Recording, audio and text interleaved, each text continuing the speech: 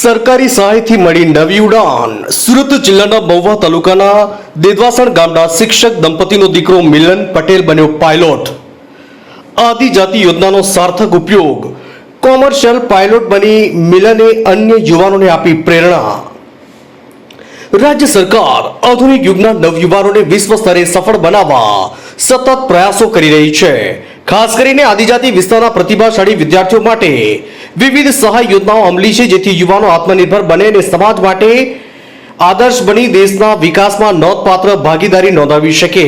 આવી જ એક પ્રેરણાત્મક યાત્રા છે સુરત જિલ્લાના મહુવા તાલુકાના દેદવાસણ ગામના શિક્ષક દંપતીના પુત્ર મિનલ પટેલની, જેમણે પાયલોટ બની કોમર્શિયલ પાયલોટ બની અન્ય યુવાઓને આકાશને આંબવાની પ્રેરણા આપી છે.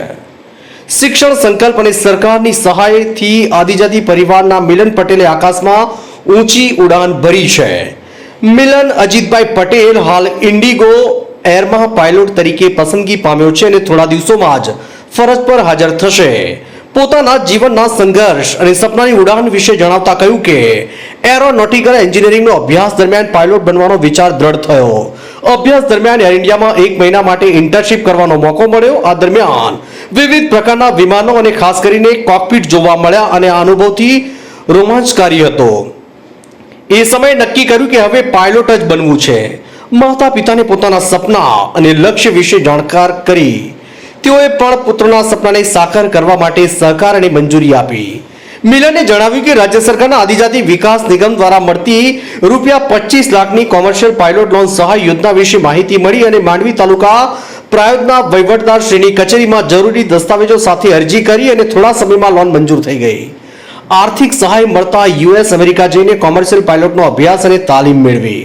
અભ્યાસ પૂર્ણ કર્યા પછી ભારતમાં પરત ફર્યો અને પાયલોટ લાયસન્સ ઇન્ડિયા માટે કન્વર્ટ કરાવ્યું. ત્યારબાદ જલગાંવ સ્થિત સ્કાયનેક્સ એરોમાંથી મલ્ટી એન્જિન ટ્રેનિંગ મેળવી અને ભારતીય એરટફ વિમાનોની તાલીમ માટે કોલંબિયા પણ ગયો. તમામ પ્રક્રિયા સફળતાપૂર્વક પૂર્ણ કર્યા પછી ઇન્ડિગો કંપનીના દરેક રાઉન્ડ સફળતાપૂર્વક પસાર કરતા નોકરી મળી. મારું નામ મિલન કુમાર અજીતભાઈ પટેલ છે અને અમારું મૂળ વતન દેદવાસણ મહુવા છે, પણ હાલ અમે બારડોલી રહીએ છીએ અને હાલ હું કમર્શિયલ પાયલટ છું અને ઇન્ડિગોમાં મારા અહીંયા જોબ લાગી ગઈ છે. હવે વેઇટિંગ કરું છું જોઈનિંગની. અને મારા કરિયરની શરૂઆતમાં મતલબ મેઇન પાયલટ બનવાની શરૂઆત તો જ્યારે હું એન્જિનિયરિંગમાં હતો એરોનોટિકલ, ત્યારે મને ચાન્સ મળ્યો હતો કે હું ઇન્ટર્નશિપ માટે એર ઇન્ડિયામાં જાઉં અને ત્યાં 1 મંથ માટે ઇન્ટર્નશિપ કરી. અને ત્યાર પછી મતલબ ત્યાં ડિફરન્ટ એરક્રાફ્ટ પર મને કોકપિટ અને જોવા મળ્યા હતા. ત્યારથી મને વધારે ઇન્સ્પાયર થયો હતો કે ચાલો મારે પાયલટ બનવું છે. તો એ વિષયનું ડિસ્કશન મેં મારા પેરેન્ટ્સ જોડે કર્યું અને એ લોકોએ મને ફૂલ સપોર્ટ કર્યો કે વાંધો નહીં, તારે જે બનવું હોય તો બની શકે છે.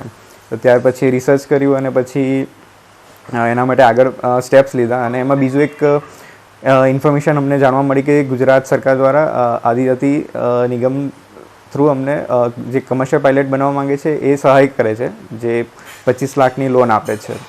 તો એ પણ અમે સહાયતા લીધી અને ત્યાર પછી હું અમેરિકા કમર્શિયલ પાયલટ ટ્રેનિંગ માટે ગયો અને ત્યાંથી આવ્યા પછી હું ઇન્ડિયામાં લાઇસન્સ કન્વર્ટ કરાવીને ઇન્ડિયન લાઇસન્સ લીધું. અને ત્યાર પછી મલ્ટી એન્જિનની ટ્રેનિંગ હું જલગાંવ સ્કાયનેક્સ એરોમાંથી લીધી હતી.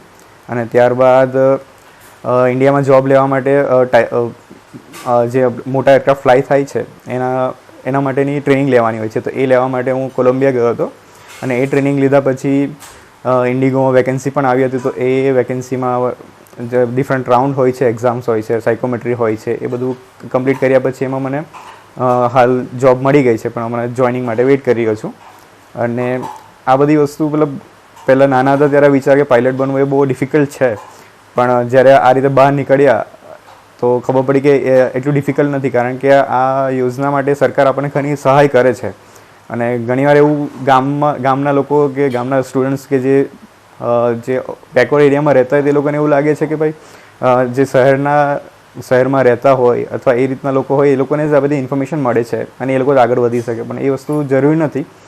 અત્યારના હાલના તબક્કામાં સોશિયલ મીડિયાના જમાનામાં બધી આપણને ઇન્ફોર્મેશન મળે છે અને આપણે આ ઇન્ફોર્મેશનનો યુઝ કરીને અને જે બધી સરકાર દ્વારા યોજનાઓ આપવામાં આવી છે એનો ઉપયોગ કરીને આપણે આગળ વધી શકીએ અને અલગ અલગ આપણે યોજનાઓનો લાભ લઈને જીવનમાં આગળ વધી શકીએ. તો એના માટે હું ગુજરાત ગવર્મેન્ટનો ખૂબ આભારી છું.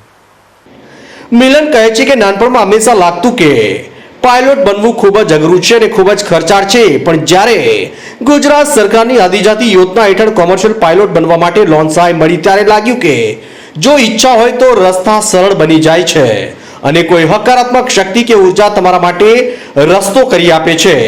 તેમણે વધુમાં કહ્યું કે ગામડાના વિદ્યાર્થીઓને ઘણીવાર ઉચ્ચ અભ્યાસ કરવો મુશ્કેલ બની જતો હોય છે, પણ આજે સરકાર દ્વારા અમલમાં મુકાયેલી વિવિધ શૈક્ષણિક યોજનાઓએ છેવાડાના ગામના વિદ્યાર્થીઓના સપનાને સાકાર કર્યા છે. જે મને સફળતા મળી છે એવી દરેક યુવાઓને મળી શકે છે જો તેઓ સરકારની શૈક્ષણિક યોજનાની સાચી દિશામાં લાભ મેળવશે. મારા જેવા અનેક વિદ્યાર્થીઓ માટે સરકારની શૈક્ષણિક યોજના આશીર્વાદરૂપ બની છે, જેનો શ્રેય મિલને રાજ્ય સરકારને આપ્યો હતો. જીવનભરના સંસ્કાર અને મહેનતના કારણે દીકરો પાયલોટ બન્યો. TV 92 ગુજરાતના ડિરેક્ટર એન્ડ જર્નાલિસ્ટ દિવાન આકીબભાઈનો રિપોર્ટ.